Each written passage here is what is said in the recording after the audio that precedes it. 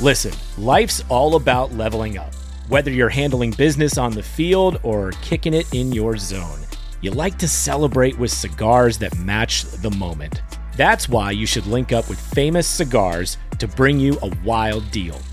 Right now, you can grab 8 premium cigars for just $8. You heard that right. 8 top-rated cigars at $1 a stick. Top quality brands like Oliva, Romeo y Julieta, and Davidoff. Handpicked just for you and worth over $80. Hit up famouscigars.com/cam and lock in this exclusive deal.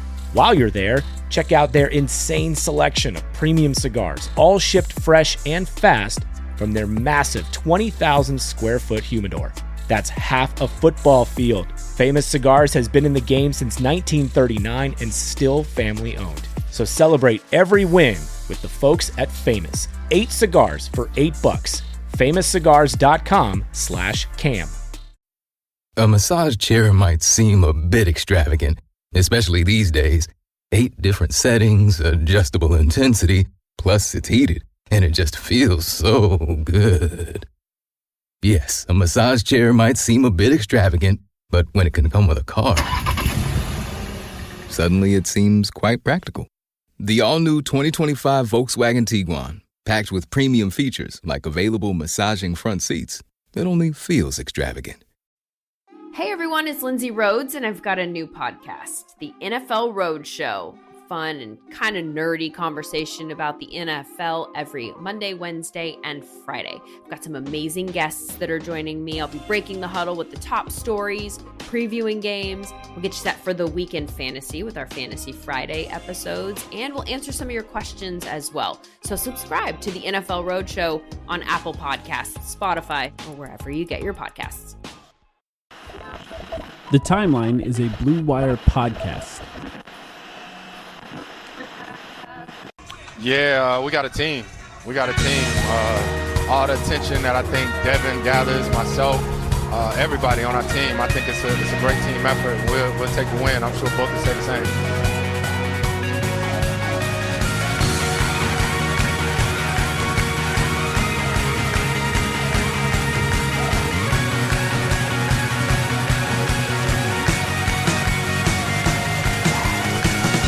Welcome to the Timeline, a Phoenix Suns podcast, and wow, let's get right into it. My name is Mike. I'm here with Sam. Sam, is Cameron Payne the best player on the Suns? Is Devin Booker the worst player on the Suns? No, I'm just kidding. Man, dude. The Suns were really up by 40 points on a national TV game, on a TNT game. The Phoenix Suns were up by 40 points. This is something that we have not seen, I don't know, ever. I don't know if there's a way to pull that kind of stat, but it's been at least probably 10 years at least. Trust me, I tried to look up stats about national TV broadcasts specifically. You can't do it. I couldn't find anything, but I wanted to know the last time TNT pulled out of a Suns game because they were winning by that much that they wanted to check in, do a live look on a different game that was closer. So all the people like me who were trying to follow along on TNT missed the last few minutes of the game. Not that it really mattered. It doesn't seem like anything crazy happened. But the last time that something like that happened to the Phoenix Suns, I don't know, dude. I don't know. It could have been a decade, could have been 20 years. Maybe it's never happened before. Yeah. I feel so validated tonight. And if I feel like that, what do you think Monty Williams and James Jones are thinking after a performance like that? Absolutely. I think that specifically for someone like James Jones, when he'll look at the box score the way we are after this game, and he'll see that Devin Booker had 8 points and 3 assists, and the Suns won by 25, and that 25 points, by the way, is not indicative of the game, as those who watched the game know listening to this podcast, but those who didn't, they should know that the starters essentially went out when they were up by 40 points, and it was the bench that sort of allowed the Pelicans bench back into it a little bit in a way that sort of made it look a lot closer than it was, which is kind of interesting, by the way, for those people who like to look at net rating stats or defense or offense stats this early in the season. Try to find what they call luck-adjusted ones, the ones from guys who are really nerdy and smart, because those ones try to factor in moments like this. because the Suns defense after this should shoot up to probably the best in the league or close to the best in the league. There was another blowout earlier today. Obviously, this early in the season, a lot of that doesn't matter. At the same time, this was insanely impressive. The Suns somehow won this game with Devin Booker only having 8 points. Really surprising.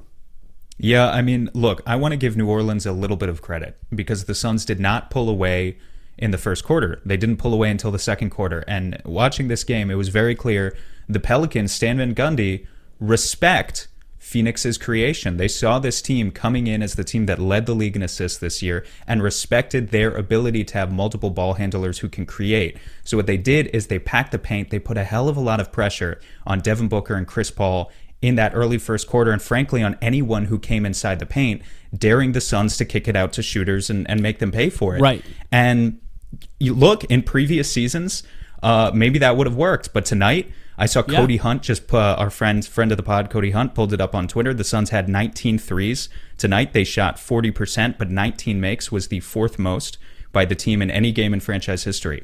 So it was the guys like Jay Crowder, Mikal Bridges, Cameron Johnson started firing on all cylinders in the second half. Those guys just carried the offense for the Suns, and really there was no stopping it for New Orleans once they broke open a sizable lead in the second quarter. Yeah, that's actually how the Pelicans are playing defense so far this season. I was looking into that before the game. It's ultra aggressive style of defense that essentially they really pack the paint, but they follow the ball a little bit. It's almost like a youth soccer team chasing around the ball a little bit, which is it's good to be ultra aggressive. I think it's kind of the way Stan Van Gundy coaches in general. But the disadvantage for the Pelicans build a fucking wall. Yeah. The disadvantage for the Pelicans is they just played a Kings team twice in a row that did that exact thing against them. So in a way, they were ultra prepared to play against a defense that played like this. The shooters were ready to shoot as soon as they caught the ball. Devin Booker and Chris Paul, specifically Chris Paul, were ready to find those shooters on the wing when they packed the paint, and they did. And it should be said about this team, if Jay Crowder shoots 5 for 8, they're going to be impossible to beat. It's really what it is. And you can't really expect that from him every game, but every once in a while it will happen. And when it does happen, I have a feeling it's going to be a game that looks pretty close to this. He was really remarkable in this game for multiple reasons. Obviously, the 5 for 8 from 3 was huge. He led the team in scoring. I can't imagine there's going to be a lot of him leading the team in scoring this year. But also, a huge thing for this game was rebounding. And he's guarding Zion Williamson. And if you're guarding Zion, you have to box out. Zion ended this game with only 2 rebounds. That's a remarkable feat for not only Jay Crowder, but DeAndre Ayton. They did a really good job keeping him out of the paint and really stopping him from getting those types of rebounds that he could get. Jay Crowder only ended, of course, with 2 rebounds. Nothing spectacular there, but the effort by the entire team, really, and by Monty Williams to prepare them for something like this was really impressive.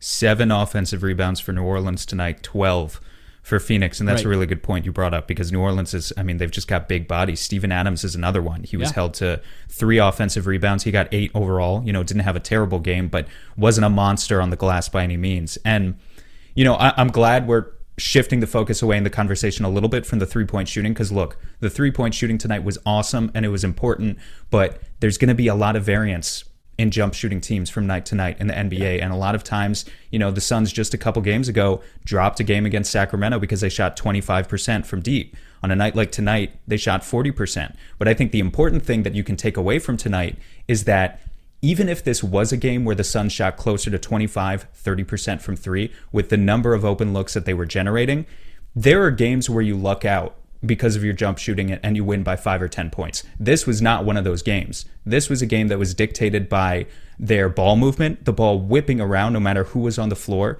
their effort on the glass, as you've pointed out. Just phenomenal point guard play when it came to playmaking, whether it's Chris Paul or Cameron Payne, who continues to be just uber consistent at controlling the pace whenever he's on the court.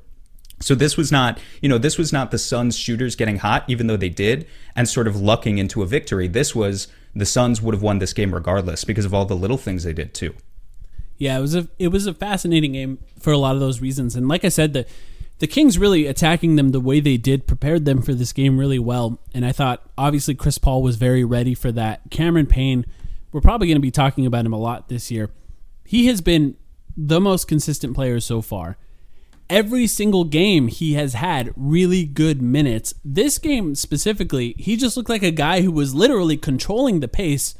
He was on the court with Devin Booker, and Devin Booker was deferring the playmaking to Cameron Payne. That's how good he was in this game, and he deserved it. He absolutely earned it. But I thought one of the things that was really impressive to me was Monty Williams and his willingness to change up the rotations based on the guys who are playing really well.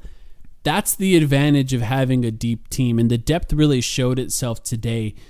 Obviously, they're trying to stagger Chris Paul and Devin Booker, but there were moments of this game where it was all 5 bench guys, and there were 5 bench guys who played really well. There was a point where they extended the lead, pretty significantly extended the lead with just bench guys on the floor.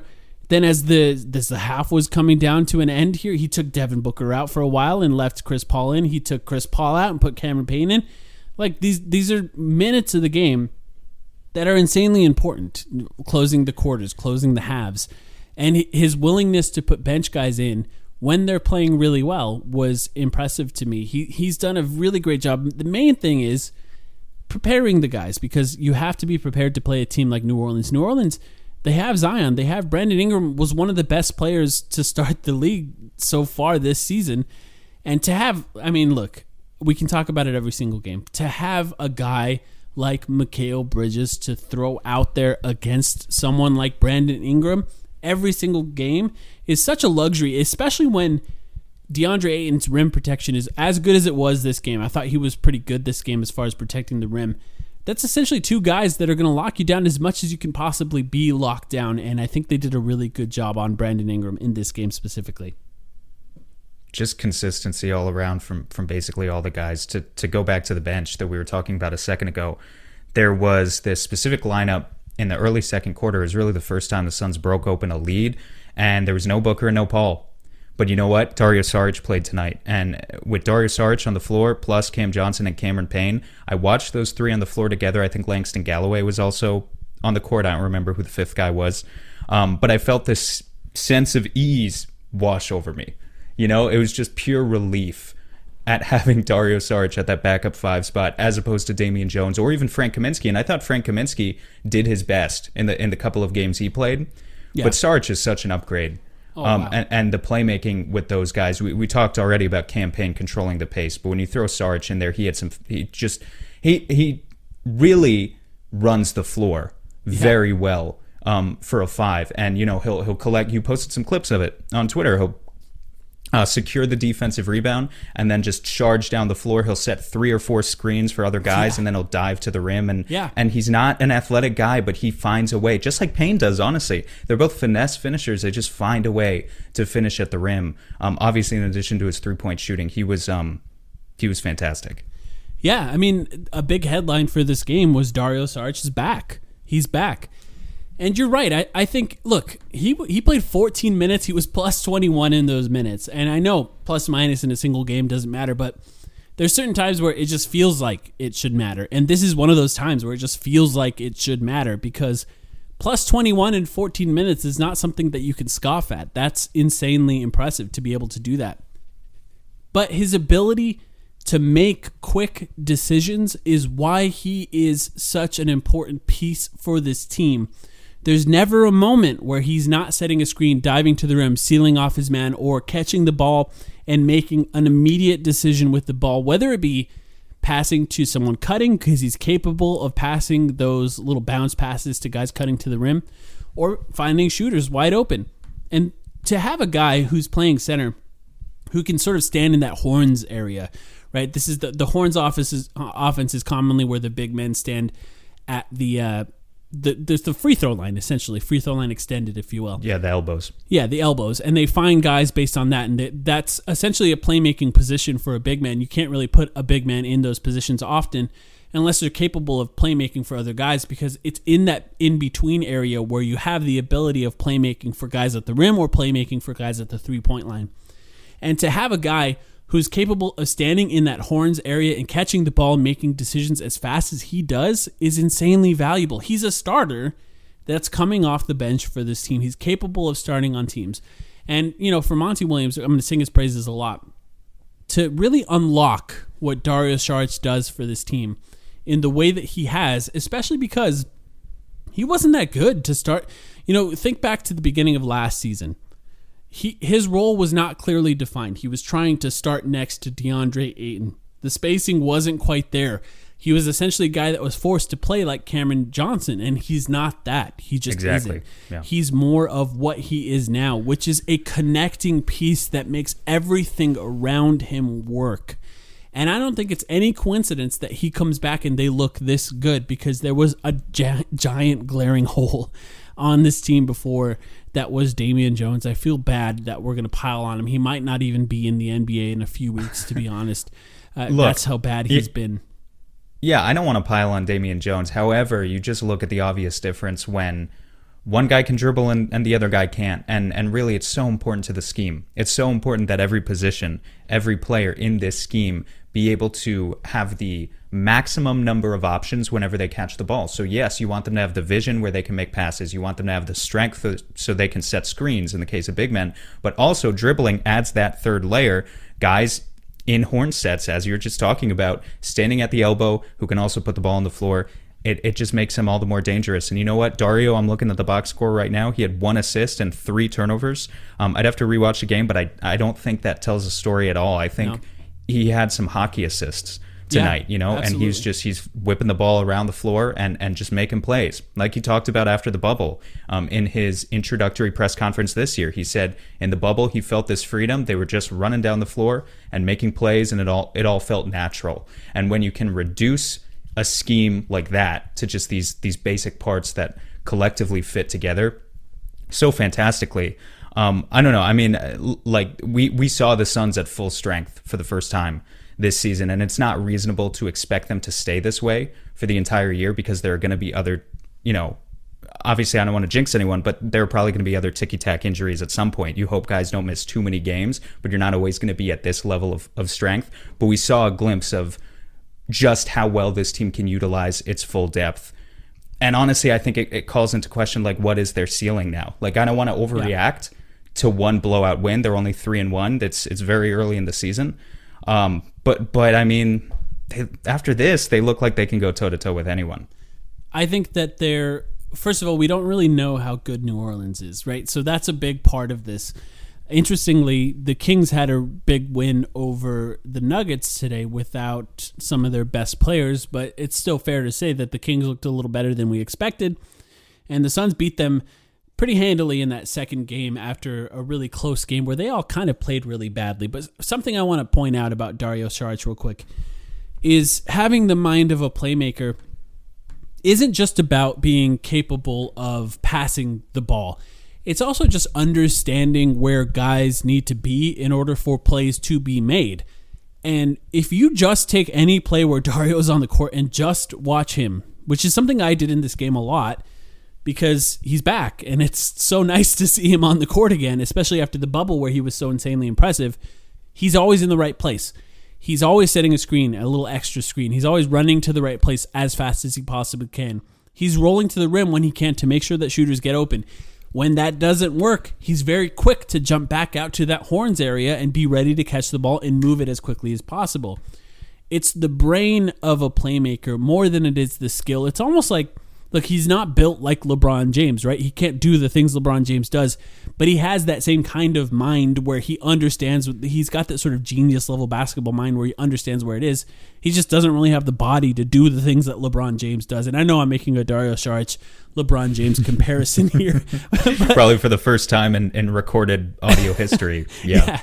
Well, look, I just think that there are certain guys that understand the game at the right. They're ballers, right? They're basketball. They're hoopers, as Kevin Durant would call them. For what Dario does specifically for the Suns on offense, like a budget Jokic is probably a better comparison. Yeah, that's right. A like great he way to still put it. doesn't have the body of Jokic. Like he's not just gonna surround you with his entire body and back you down and kind of put you at his will physically, even though he is strong, but he's not that strong. But he does have the same sort of IQ. I mean, he's not that level of playmaker, but for a bench guy, it's kind of the same. Very sort few of role. people can do the things that Jokic does. I do think that Saric is the type of guy that might be able to see it And I guess that's the point I'm trying to make. He can see those things. He may not be able to always make the right play, but being able to understand it also means that the little things that you do don't show up on the stat sheet often. And he just seems to have those things down in a way now that he didn't at the beginning of last season. And that's very, very fun to watch.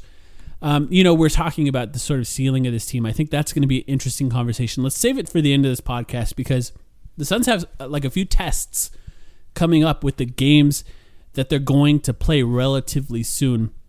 But I do want to ask you, for as happy as we are, as fun as this game was, a 25-point victory on TNT, Devin Booker still ended the game with 8 points and 3 assists. Is this something to be concerned about? Because as much as they are capable of beating the Pelicans, how much that matters, I'm not really sure yet. You're trying to draw the first takes for me. You're trying to go viral right now. It's concerning. I'll be honest. I am concerned by it because that's he just surprising. Doesn't look like that's himself honestly yet. surprising. So I guess we found something to disagree about in this episode. I don't care at all. It was clear Devin got a lot of just basic spot up shots off tonight, and he just missed them. And I think he just had one of those nights. I think we've seen from him before that.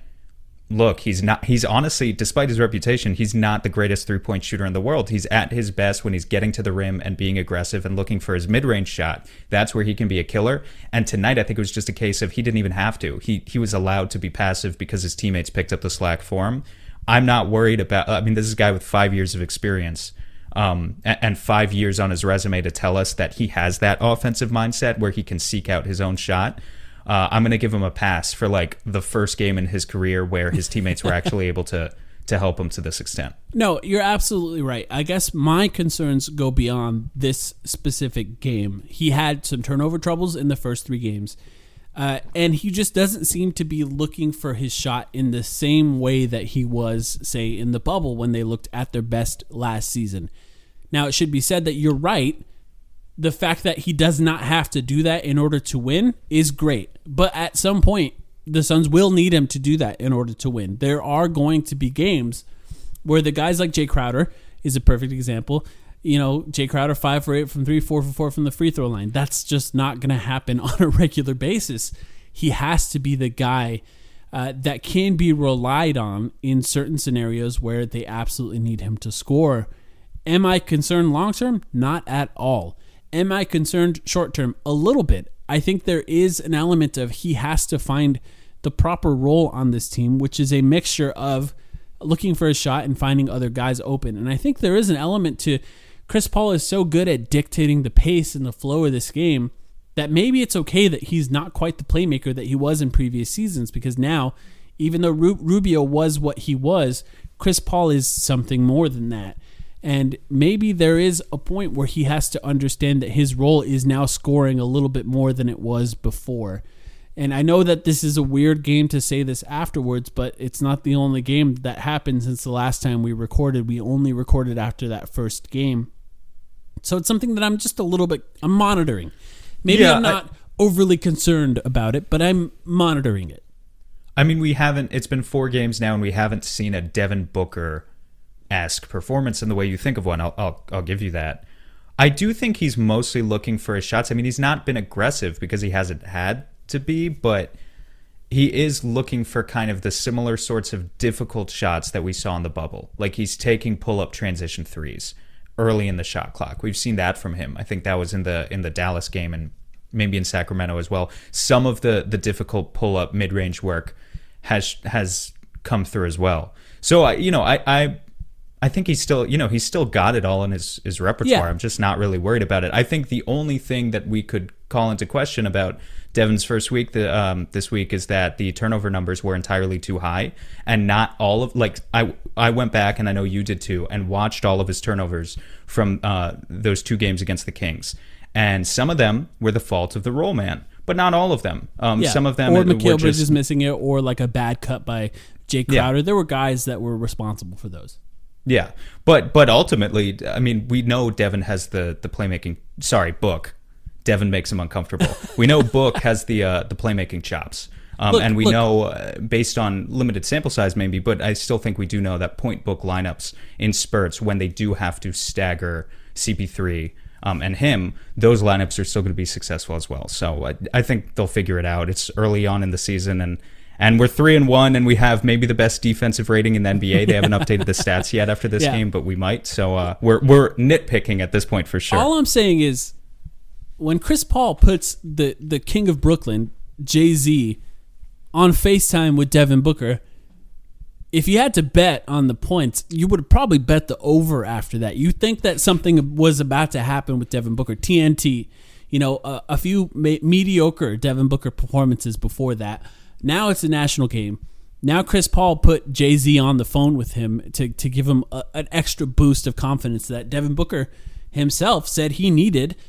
And he scored 8 points. It's just a little bit surprising. And it didn't matter. Honestly, it didn't matter because at some point with this specific game, at some point he just understood, I don't need to do my Devin Booker thing in order to win this. And that's probably great. I'm okay being JJ Redick light for one game and just sort of winning this game by 40 points. And that's what they needed. That's what they did. Let's take a quick break. Let's come back. We should talk about the wings, the guys who are making a huge difference on this team now in a way that surprised me. And then let's talk about the next few games that are coming up, because I think that's going to be a real interesting conversation. We'll be right back. 2020 has already reshaped how we work, and it's almost over. Businesses across the globe are challenged to be their most efficient, which means every hire is critical. Indeed is here to help. Indeed is the #1 job site in the world with more total visits than any other job site, according to ComScore. Indeed helps you find quality candidates quickly, so you can focus on hiring the person you need to keep your business going. Unlike other sites, Indeed gives you full control and payment flexibility over your hiring. You only pay for what you need. You can pause your account at any time, and there's no long-term contracts. And now Indeed's new way of matching you with candidates instantly delivers a short list of quality candidates whose resumes on Indeed match your job criteria that you can contact the moment you sponsor a job, making Indeed the only job site that can move as fast as you do. Right now, Indeed is offering our listeners a free $75 credit to boost your job post, which means more quality candidates will see it fast. Try Indeed out with a free $75 credit at Indeed.com/BlueWire. This is their best offer available anywhere. Go right now to Indeed.com/BlueWire. Offer valid through December 31st. Terms and conditions apply. Football is back in full swing. You might not be at the game this year, but you can still be in on all the action at BetOnline. BetOnline is going the extra mile to make sure you can get in on every possible chance to win this season. From game spreads and totals to team, player, and coaching props, BetOnline gives you more options to wager than anywhere else. You can get in on their season opening bonuses today and start off wagering on wins, divisions, and championship futures all day, every day. Head to BetOnline today and take advantage of all the great sign-up bonuses. Don't forget to use the promo code BlueWire at betonline.ag. That's Blue Wire, all one word. BetOnline, your online sportsbook experts. All right, Sam, I want to ask you about a specific player, Mikal Bridges specifically. There was a point that we were talking about Mikal Bridges in our over-under episode where we talked about how he had the best true shooting percentage. I think he was the most efficient Suns player last season, because of his shots at the three-point line and his ability to get to the rim. He was a great cutter. Somehow, that efficiency has scaled in a way that I did not expect. He is now taking more shots. He seems to be creating for himself a little bit more. Maybe it was similar to what he was doing at the end of last season, but it almost feels like he's a bit of a different player now. We talked about the ceiling for the team. Maybe a conversation we need to have now is the ceiling for individual guys like Mikal Bridges. I've been insanely impressed with him. What have you thought? Yeah, he's creating for himself. I mean, he's not a guy who's going to go out and get like 50% of his shots unassisted now, but that's not his game, and that's not what you want him to do. What it does, though, is it adds this interesting wrinkle to the Suns' offense where, like, a couple games ago, or maybe this was actually in preseason, I remember he took a pull-up three against LeBron, And I remember I noted that. Maybe it was on an episode last week. Maybe it was 2 weeks ago. They all blur together. But I noted on that episode that it was like, wow, like he's burying pull-up threes in LeBron James's face. That's a level of confidence that we haven't seen from him before. But now he just takes new things into his offensive repertoire every single night. Like tonight, we saw a step back three from him in transition. He got the steal. He intercepted a pass that was going to Steven Adams, came down the other side of the floor, and then stepped back into a smooth three. He's showing off, different types of mid-range looks every single game. He's snaking the pick and roll, just like we've seen Chris Paul and Devin Booker do very effectively in their careers. So what it adds to the Suns offense is I think other teams like the Pelicans tonight are scouting the Suns, and they're coming into the game thinking we're going to put a lot of pressure, like New Orleans tonight, on the inside, on Chris Paul, on Devin Booker when they come around those pick and rolls. We're going to pack the paint, and we're going to dare the role players to shoot and make shots. That works sometimes. It doesn't work if the Suns role players are hitting all their shots, but it does work if the assumption is that Cam Johnson and Mikal Bridges are exactly like Jay Crowder. They're not going to create for themselves. They're afraid of attacking closeouts. They're not going to put the ball on the floor and make a move to get to the basket. If what we've seen from those two guys, and I know you didn't directly ask me about Cam, but I know we're going to... He's next. These two guys, with what they're doing now, attacking closeouts as frequently as they are, looking for their mid-range shot, even if we don't want it to be the primary aspect of their game, this is what makes the Suns offense like unbeatable potentially. Because then what do you do? If you're throwing everything you have at Chris Paul and Devin Booker, only for Mikal Bridges and Cam Johnson to prove that they can beat you by not only hitting their open spot up shots, but also attacking closeouts and getting to the rim, making smart plays, throwing up lobs for DeAndre Ayton sometimes, then the Suns offense, it just doesn't have a weak spot. And to circle back to Mikal specifically, the sheepish player that we saw at the beginning of last year, who was afraid to take a three if it wasn't wide open in the corner, and who would throughout the season, he slowly started to get his bearings about him. He would cut more often, but until the bubble, it was still pretty clear that Mikal was not a confident offensive player. In the bubble, he got much better, and opening up this season, it's just been a world of difference. It's insane, honestly. It really is, and I think you hit the nail on the head there. The point that I was sort of going to get at here was that it's not just the efficiency, the getting the shot, it's the willingness to shoot, the preparedness to shoot. It's something that we talked about with Cameron Johnson. We need him to shoot. We need him to be ready to shoot it. But also, Mikal Bridges is tall. Mikal Bridges has really long arms. It's very difficult to block a Mikal Bridges shot. And if you do, there's a good chance that it's also going to be a foul. And that means a willingness to shoot. And I think that's the thing that I thought was ultra impressive about what he has done so far.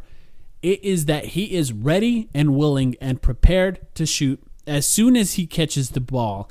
And there seems to be an understanding there where he says this whole offense, everything that we're doing does not work if I'm not willing to do that.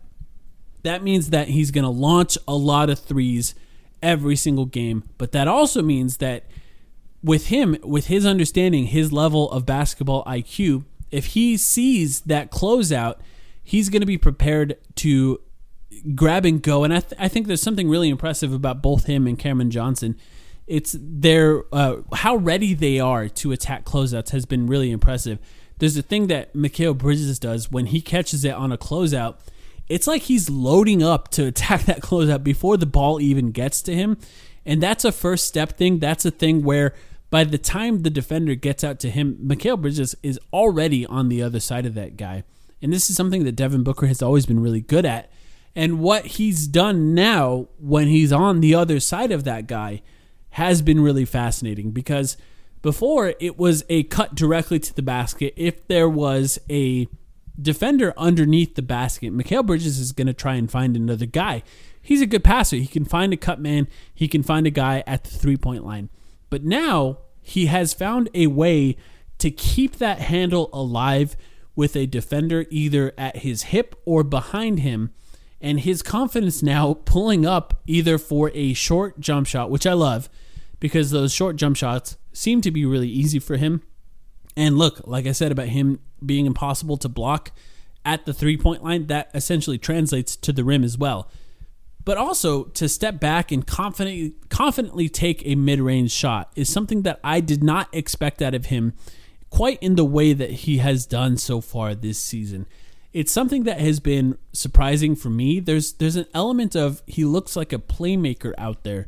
And I imagine because of the way that he sort of sees the game, the way he sort of is able to understand what other players are doing, that's going to turn into more assists for him later as well. And that's something that we talked about last season. He's a better passer than I think he's gotten credit for. It's just there's other guys that have been insanely ball dominant on this team so far, and both of them have the initials CP, which is funny enough. Not really Devin Booker so far, that Mikal Bridges hasn't really had those opportunities. I think those are going to come because if he continues to take shots in the mid-range, eventually defenses are going to adjust to that. And he's going to be capable of adjusting in that second way, which is finding guys at the rim and finding guys at the three-point line. I've been insanely impressed with him. The defense is the defense still. Like, that's something that we were we noted in the preseason, but that's back entirely. But yeah, I love it. Yeah, I mean, you can't question his defense. He brings the effort every night. And so when he can start to add those wrinkles to his offense as well, it makes a fantastic player.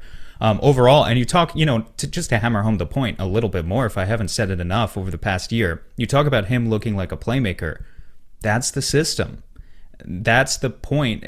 Not just Monty Williams' coaching system, but also James Jones's vision. That's really what it is. They're not bringing in players who they don't believe have the capacity to do that. If you don't have, a couple of exceptions, maybe, when you start to get to like rim running bigs and stuff like that. Not to call out a specific guy. But for the most part, any wing on this team has to have that ability to look like a playmaker, because otherwise you can't run the system, and that's the entire point of what we're doing here.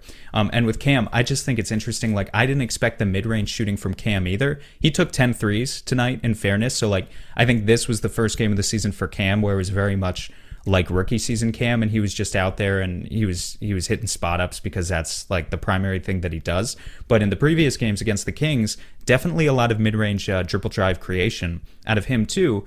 And I think if you go back, if you listen to Brendan Clean with Locked On Suns, when he interviewed Cam Johnson, this was last week, maybe even almost 2 weeks ago at this point, one thing that Cam was talking about, he was talking about how he's developed this close bond with Mikal, and obviously a lot of it is that off-court camaraderie stuff, the fact that they're basically the same age, but also that they were working on the same things on the court. That they knew what they were both trying to add to their games because a lot of it was the same stuff. And so when Cam talks about that, I'm sure that's exactly what he's referencing. He's referencing they want both of these guys to be able to catch and put the ball on the floor without hesitation so that they can get some of that penetration and kind of sink the defense and collapse it to get a better shot.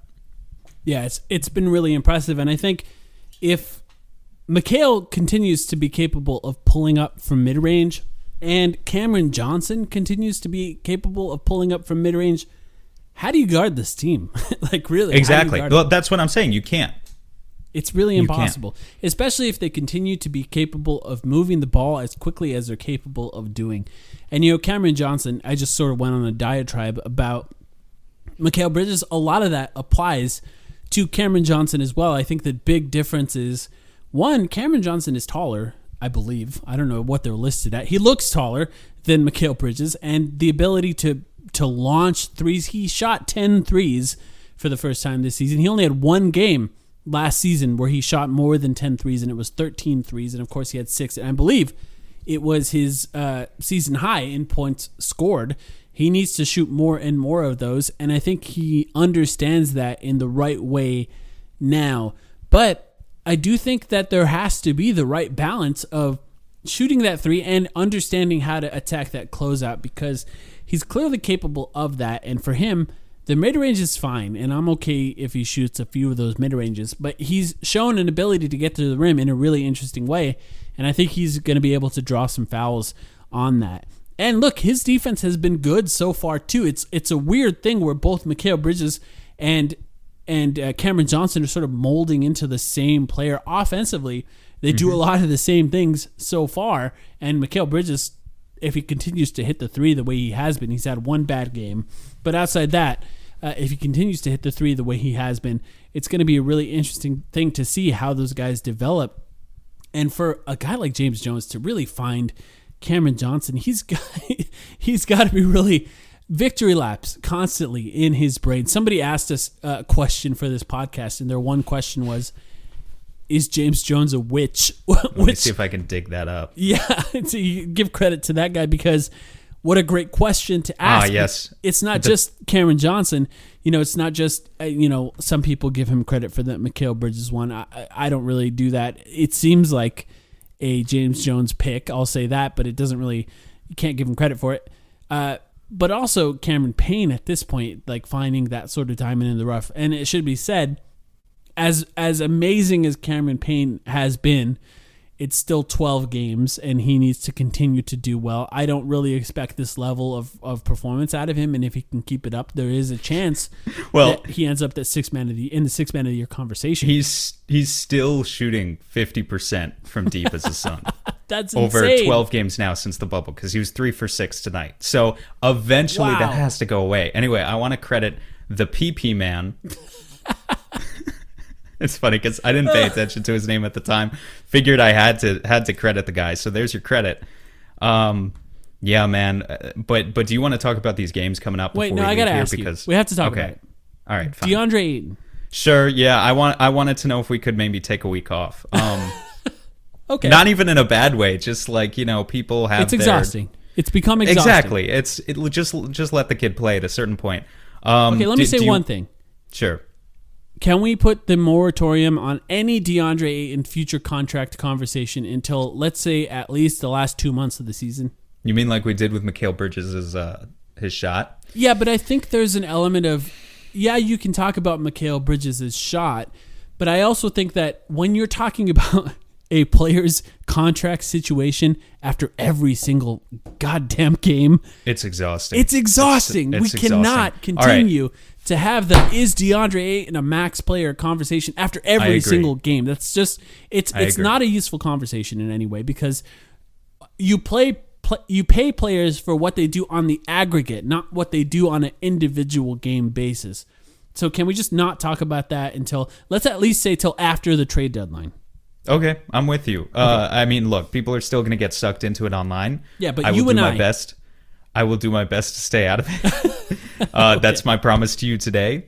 Do you want to ask me any more leading questions about his game today? No. I actually thought, as bad as the start was, I thought he did relatively well. That's all I was going to say. I thought there was that one low light that really pissed me off. Literally the first offensive possession of the game for the Suns, where he caught the ball.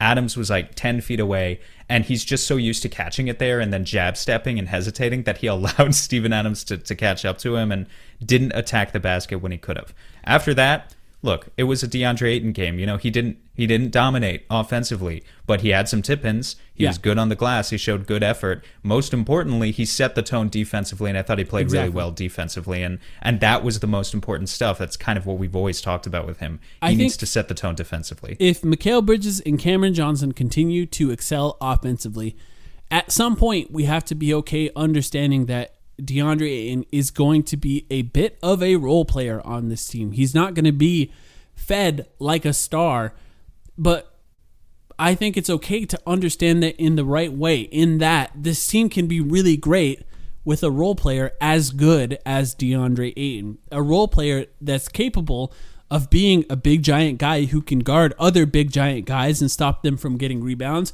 and capable of switching onto smaller guys and guarding them on the perimeter, and then maybe only touching the ball 6 times a game, 7 times a game on a regular basis, and then every once in a while exploding for 25, 30 points. And that's okay, because there are other guys that will pick up the slack offensively. So, as much as we want to have the conversation that other people are having, I think there's an acceptance process, I think, for Suns fans, where they have to say, this team has a lot of talent, and that means that he does not have to be treated like a star at this point, even if there's a ton of potential there. And that's okay, I guess, is the point I'm trying to make. It's a good thing. It speaks to the depth of this team, which is how we opened this episode. And look, I think DeAndre is going to have stretches of this season where he has a good run of games and maybe averages 20 points per game over stretches based on the first 4 games. So, I mean, I think that over-under we set at the beginning of the season, what did we set it at? Like 19 and a half? 19 and a half, yeah. Yeah. I don't think he's getting there. And that's okay, because the defense is what's most important. And so as long as we're seeing the defense. Look, but the way I don't think we're works- getting the 19 and a half. And I will say, last thing I'll say, I know a lot of fantasy basketball owners who are already disappointed in this guy because they took him like 20th or 30th or something. Like they took him in the second round. That's their problem. That has no bearings on the Suns' ability to succeed as a basketball franchise this year. Yeah. But I did think it was funny. I ended up on a fantasy basketball forum that was talking about Mikal Bridges today, just because it ended up in like a Google search or something. And I saw a lot of people being like, why is DeAndre Ayton averaging 11 points per game? Feed him the fucking ball. And I got a little bit of a chuckle out of that. Yeah, look, I just think it's the expectations are way off on both sides. Like some people are expecting him to be terrible. Some people are expecting him to be an absolute superstar. And I think, look, at this point, like not even Devin Booker has looked like an absolute superstar. And I think a lot of the way the defense are guarding this team, what they're doing is they're packing the paint. Why are they packing the paint? Well, because Devin Booker's really good there, and DeAndre Ayton has the potential to be really good there. And that means other guys are going to get open, and there's not going to be a lot of shots by those two guys. Yeah, and Chris Paul as well. So that's what it's going to look like for a while. If the shots start to drop and this team averages, 17, 15 or whatever it is, however many threes a game is close to the top of the league, then maybe that's going to open up the paint a little bit more. And just like you said, he'll start scoring 20 points a game and then it'll shift again. But right now, what they're doing is packing the paint, and that means that not a lot of shots are going to be open there, and that means other guys will be open, and that's a good thing. But yeah, it's okay to understand that you just don't have to force it to him, and this team will still be good, and that's a really great situation, exactly as you said. Okay, do you have the schedule up? I didn't bring it up for myself. For the next 3 games before our next episode. So the next 4 games are all going to be really tough, but the next 3, I'm thinking we're going to record Sunday night. Mm-hmm. So that's we've got Utah, Denver, and the Clippers between now and then. That's a test. Mm-hmm. That's a real test. Yeah, Utah, Denver, and LA Clippers is a fascinating one. Utah, we saw it in the preseason. They're shooting a ton of threes now. Actually, they've had a very Houston Rockets-esque shot profile to start the season. They're shooting a ton of threes, and they're getting a lot of shots at the rim. Look, the Suns' defense has looked really good so far. So, it'll be interesting to see how they match up against that team. Now that sort of their rhythm is back, guys are healthy. Those preseason games meant nothing as far as wins and losses, as we've talked about. So the fact that they lost to the Utah Jazz twice in a row does not matter at all. Donovan Mitchell has struggled a little bit out of the gates. They have that max player in Rudy Gobert. Hopefully, he's the type of guy that can step up and help offensively. No, he's not. I'm just kidding. But it will be interesting to see how they do against that team. Devin Booker had 59 against them once, but also they've done a relatively good job at defending him at other times. What do you think about that matchup specifically? Yeah, that'll be interesting. I mean, look, Utah has I wouldn't say they have a deep team necessarily, but it's not like Gobert has to step up on offense, right? Because they've got Boyan, 20-point per game scorer last year, Ingles, Mike Conley. They've got talent in spades, so it doesn't just have to be Donovan. To loop the next team into this discussion a little bit, it has been interesting so far. You remember that amazing first-round series last year between Denver and Utah, where Jamal Murray and Donovan Mitchell both went off just consistently every night. And both of those guys have not looked like their bubble selves so far. Jamal Murray, when the Suns played their following game against Denver, has not looked like bubble Jamal Murray, but he may come back for that one. Yeah, actually, that's a great point, because if Jamal Murray doesn't play, that becomes a little bit different. The Denver team, they just lost to the Kings tonight, as we were talking about. That team has been a really interesting matchup against the Suns in the past, but this is a really different team. This is very, very different. Lots of guys, I talked about it previously online. The Suns are 25th in continuity over year, meaning that they were one of the teams that did not necessarily have the highest amount of players returning. I think it's a nice thing with the Suns in that a lot of the really high usage players returned, other than Ricky Rubio. replacing him with Chris Paul, you're going to be fine. Chris Paul, by the way, we didn't even talk about him. Like, he just immediately fit into this team and just gets assists with no turnovers just on every single game. It's really remarkable how good he is and almost how quiet it can be for him to just do his thing, his Chris Paul thing, over and over and over again. There are times where he can explode and score some points. He had 22 points in that loss. But he understands at moments that he doesn't really need to do it. He's been remarkable. But I think it's such a massively different matchup against that Nuggets team. But back-to-back, those two teams are going to be fascinating. Follow that up with the Clippers. We're talking about the ceiling of this team. It feels really high right now, especially if everyone is healthy. I think that's a big, big, big thing. We talked a lot about how important Dario Saric is. But after these 3 games, we're going to have a lot better understanding of how high it can be. Yeah, and I actually hope everyone's at full strength all 3 games. I know Kawhi, I don't know if you saw that game against Denver, actually, it was, where Kawhi got popped in the jaw by Serge Ibaka and was gushing a lot of blood on the TV broadcast, had to get stitches. So he missed the following game, which is when they got trounced by Dallas by 50. That's right. So, if the Clippers are still playing without Kawhi, it's a few days from now, so I imagine maybe he'll be back, although I haven't heard an update. If the Clippers are playing without Kawhi, that's not as interesting of a matchup. If the Clippers are playing with Kawhi, and if Denver is playing with everyone, which I believe they should be, and Utah, those are real challenges for the Suns. And I mean, look, if you go 2-1 over this stretch, especially if you somehow manage to go 3-0, I mean, Mike, if the Suns go 3-0 over this stretch, and they're 6-1, wow. I think they would be. That is what it would take to be the talk of the league. Look, now, it would be, they're number 1 in the West, technically. Yeah, now, I would even go as far. I would even go as far as saying if you can rack up 2 more wins here against Utah and Denver, you're 5-1. You're likely going to be first in the West, and you'll have a couple more high-profile games. You've got the Clippers coming up after that, but then you've got Toronto right after them, which is no easy matchup. They've been a little not great so far, though. Toronto's been bad this year, don't get me wrong, but it's still on paper. I mean, it's so early. It's hard. It's hard at the beginning of the season, because like every year there are those examples of teams like the Suns last year. The Suns went 7-4 to open up the gate last year, and we remember how invested the fan base got in those games, and it was good for us. A lot of people were suddenly tuning into our podcast, but there was also this element then of like, they're playing without DeAndre Ayton. Aaron Baines can't shoot 50% from 3 forever. They can't sustain this. So if the Suns open up the gate 5-1, 6-1 this year, hypothetically, you might still see a little bit of that in the analysis. But on the other hand, if you can point at it and you can say, we beat Utah when they were at full strength, and we beat Dallas, I guess they weren't at full strength, but we beat New Orleans at full strength, and we beat who else are we playing? Denver. We beat all of these objective playoff teams.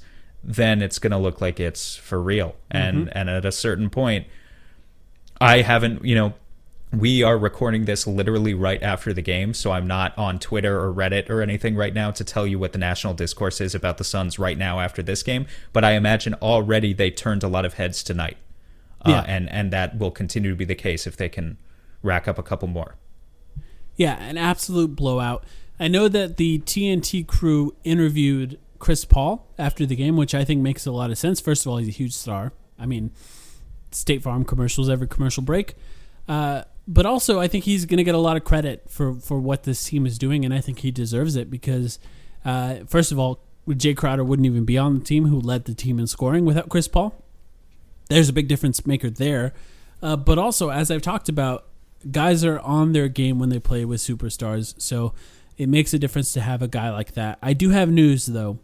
According to at Deadpool0248, his name is Adi on Twitter, he said, Shaq called Ayton Baby Shaq in the postgame show. No.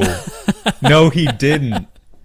I'm looking at the box score right here. For a 13-12 performance. He did and great. That's not even a knock on DeAndre, because I thought DeAndre played a fine game, but like Shaq has high expectations. Oh, yeah. Well, I think, look, they don't play anything alike.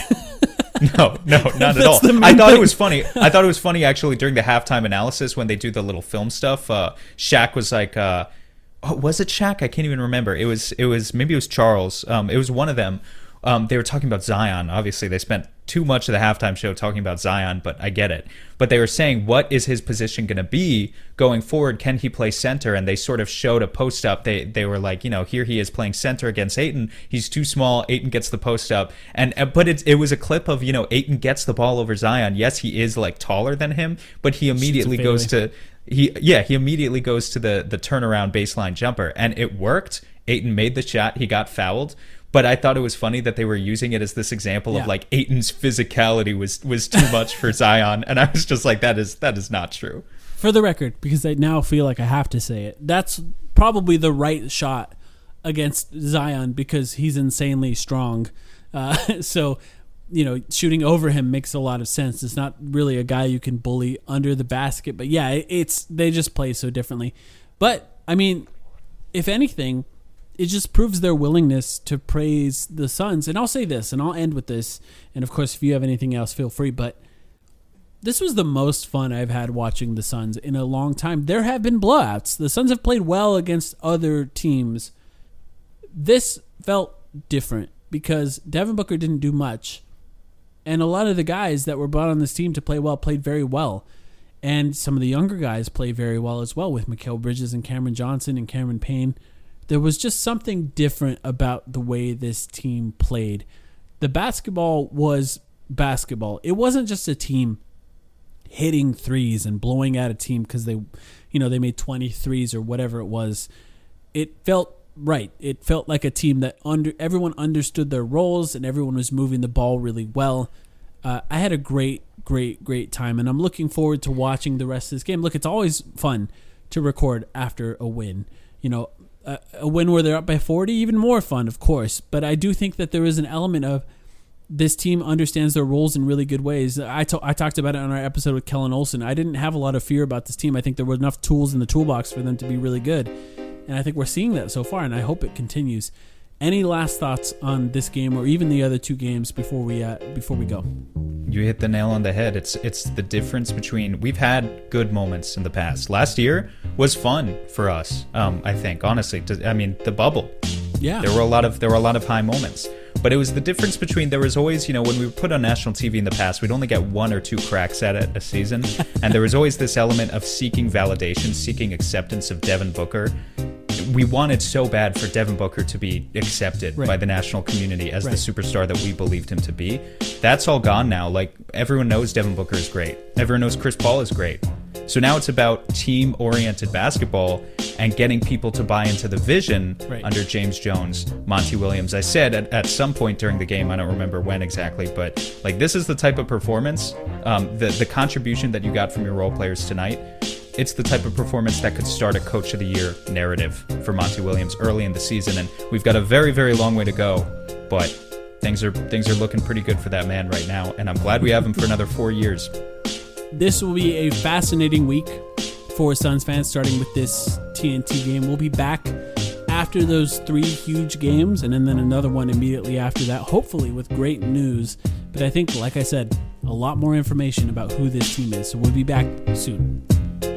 What was it about this team that you liked coming from a young team in OKC? There's a lot of similarities, to tell you the truth. Young core. And then obviously Monty. You know what I mean? Monty was my coach 10 years ago, which is crazy, in New Orleans. And, Willie Green, who was a teammate of mine, assistant coach. A lot of parts here, man. And the biggest thing is we got a lot of guys who work. And when you got a group like that, it makes it exciting to come to practice and to work every day.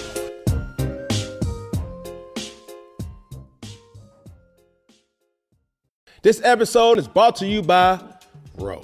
Confidence is everything. Women can sense it. And trust me, they love it. But if you're in your head worried about performance, that swag, unfortunately, gentlemen, it's gone.